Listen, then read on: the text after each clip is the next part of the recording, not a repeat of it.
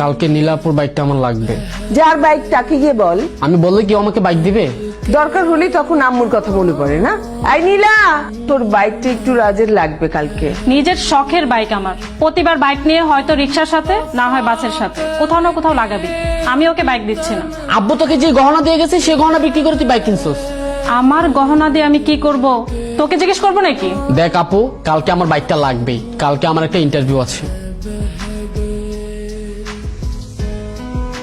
আবারও রাজের বাচ্চা রাজ, আজকে তোর খবর আছে, দাঁড়া।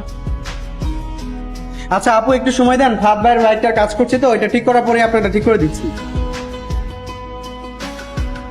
এভাবে কি দোস্তিকে সব মেয়েদের দেখেন নাকি? ওইভাবে সব মেয়েদের দিকে তাকানো হয় না, তবে আপনার মতো সুন্দরী লেডি বাইকার হলে তো চোখ বন্ধ করে রাখা যায় না, কারণ আল্লাহ চোখ দুটো দিয়েছে সৃষ্টির সুন্দর জিনিস দেখার জন্য। ইমপ্রেসিভ।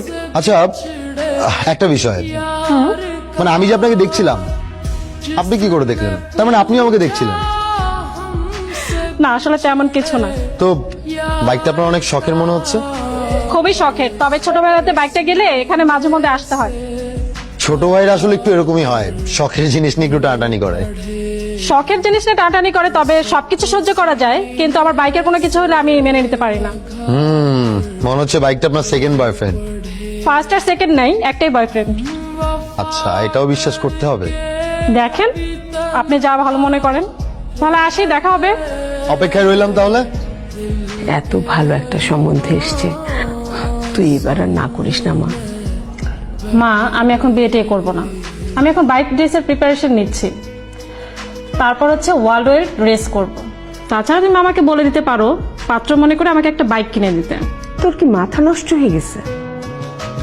তোর বাবা নেই, তুই একটা মেয়ে, এইভাবে তো জীবন চলে না। তোর বাবার কত স্বপ্ন ছিল তোকে নিয়ে। বাবার স্বপ্নের লক্ষ্যেই তো পৌঁছাচ্ছি মা। বাবা ছোটবেলা থেকে শিখে এসেছে একা চলতে হবে এবং নিজের লক্ষ্যে পৌঁছাতে হবে। বাবা থাকলে হয়তো এদিকটাই সাপোর্ট করতো। মেয়েদের জীবন এইভাবে চলে না। মেয়েদের জীবন হচ্ছে সংসার আর সন্তান নিয়ে। লোকে কি বলবে? লোকের কথা শুনে আমাদের কোনো লাভ নেই। শোন না, আমার কথাটা একটু শোন মা। মা এখন ঘুমাবো, এই বিষয়ে পরে কথা হবে। যাও তো।